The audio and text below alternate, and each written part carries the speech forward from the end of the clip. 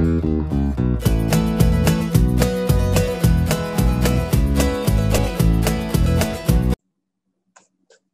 teman-teman, kita bersyukur hari ini kita boleh kembali berjumpa di dalam acara Ngopi Ngobrolin Perkara Iman. Dan teman-teman, hari ini kita akan melihat satu buah surat edaran yang disampaikan oleh Menteri Agama. Kita bersyukur Menteri Agama kita yang baru beberapa minggu dilantik, tetapi banyak sekali hal gebrakan-gebrakan yang beliau tunjukkan sebagai seorang Menteri Agama, menteri bagi seluruh agama yang diakui di Indonesia secara khususnya. Dan ketika kita bicara tentang surat edaran ini, maka surat edaran ini berkaitan dengan SKB 2 Menteri. Dan rekan-rekan, ketika kita bicara tentang SKB 2 Menteri, maka kita banyak menemukan di lapangan tentang peristiwa-peristiwa yang sesungguhnya sangat intoleran, seperti itu ya. Peristiwa-peristiwa penolakan pembangunan tempat ibadah yang bukan hanya tempat ibadah agama Kristen. Ini menjadi catatan penting untuk kita, bahwa SKB 2 Menteri ini ditinjau bukan hanya untuk agama Kristen, tetapi kalau kita lihat di lapangan, maka banyak peristiwa di mana orang-orang menolak pembangunan tempat ibadah, padahal itu tempat ibadah agama yang sudah diakui secara hukum dan diakui secara resmi di negara ini.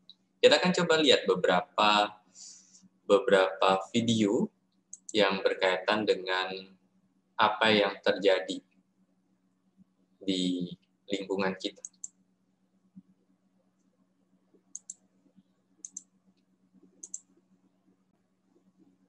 Nah, rekan-rekan, saya coba mengetik tentang penolakan pembangunan rumah ibadah, dan kemudian ada beberapa hal di sini yang saya dapatkan. Judul-judulnya saja kita tidak akan putarkan akan videonya.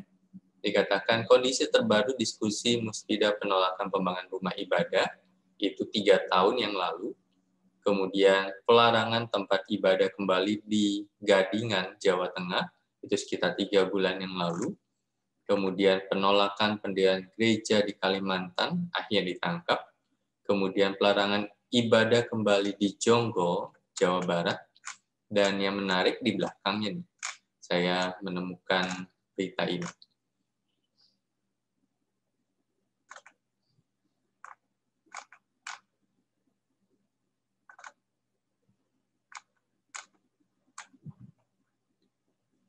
Tolak pembangunan gereja di Bekasi, masa lempari polisi pakai batu. Ironis, gitu ya. Kemudian dikatakan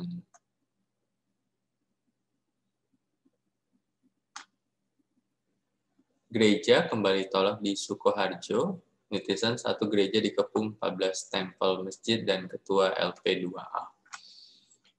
Kemudian kita lihat di sini, masyarakat menolak pendirian rumah ibadah yang tidak sesuai dengan aturan. Aturan itu seringkali kaitkan dengan SKB 2 Menteri. Menteri Agama dan Menteri Dalam Negeri. Kemudian,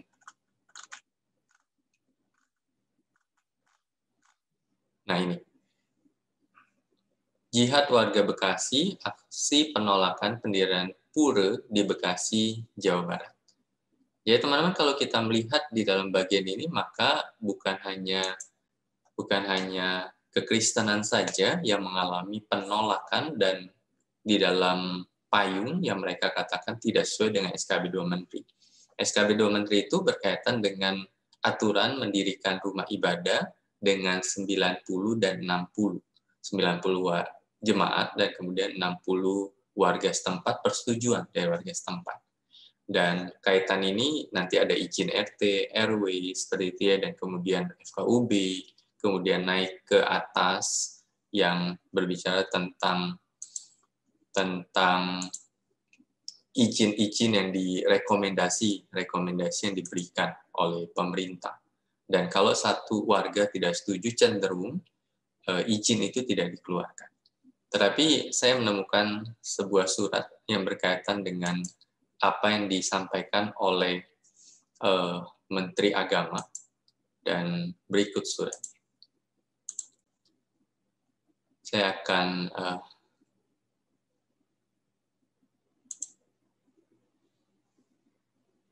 akan perbesar supaya kita bisa melihat lebih.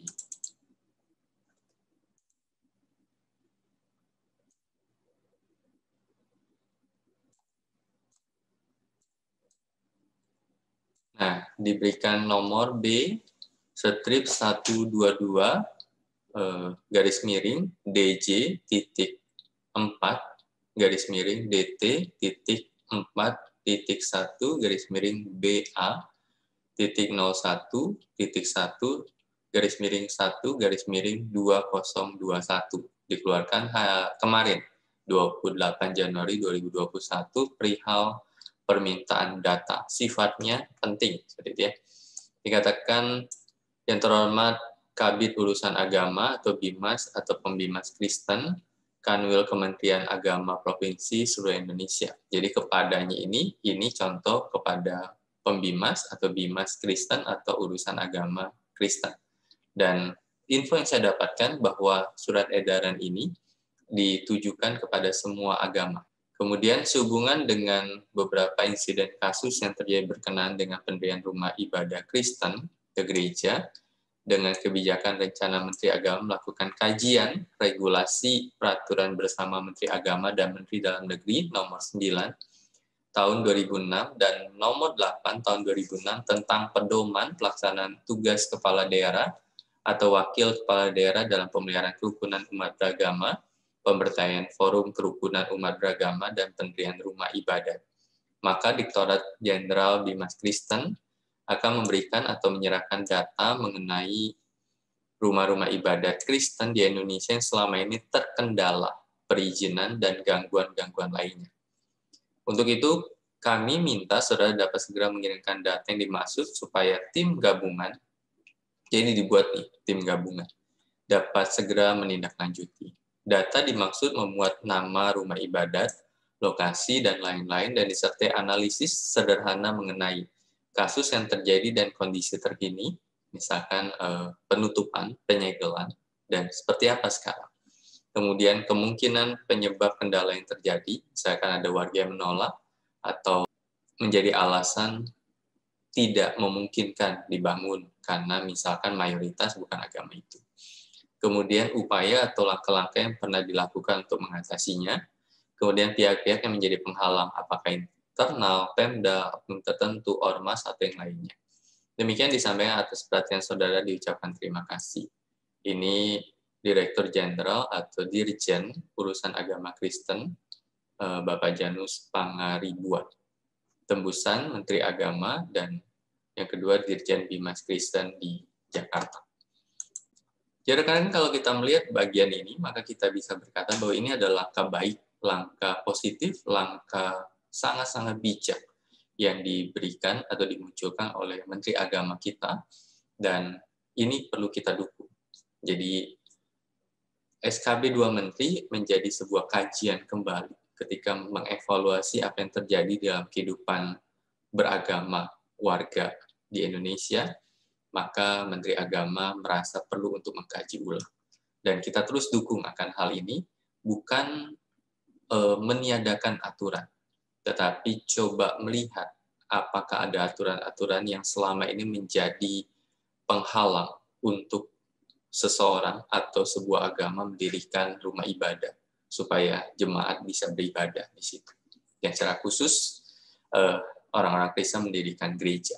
Jadi memang perlu ada aturan tetap, tetapi aturan itu perlu dikaji lebih dalam supaya tidak ada alasan untuk menghalangi warga negara untuk bisa mempunyai tempat ibadah yang baik. Dan kita terus dukung, sekalipun kita tahu pasti banyak orang-orang yang tidak senang dengan kebijakan-kebijakan ini mungkin seperti itu. Tetapi kita sebagai anak-anak Tuhan senantiasa mendoakan untuk pemerintah kita, untuk anak-anak Tuhan yang duduk dalam pemerintahan, dan untuk setiap kestabilan atau toleransi di Indonesia. Demikian ngopi hari ini. Dan terima kasih. Dan teman-teman merasa terberkati dengan channel ini, maka silahkan dukung dengan subscribe, share, supaya bisa menjadi berkat bagi setiap dan banyak orang. Tuhan Yesus memberkati. Amin. Halo rekan-rekan semua, terima kasih sudah menonton video ini. Jangan lupa untuk subscribe, like, dan share. Tuhan Yesus memberkati.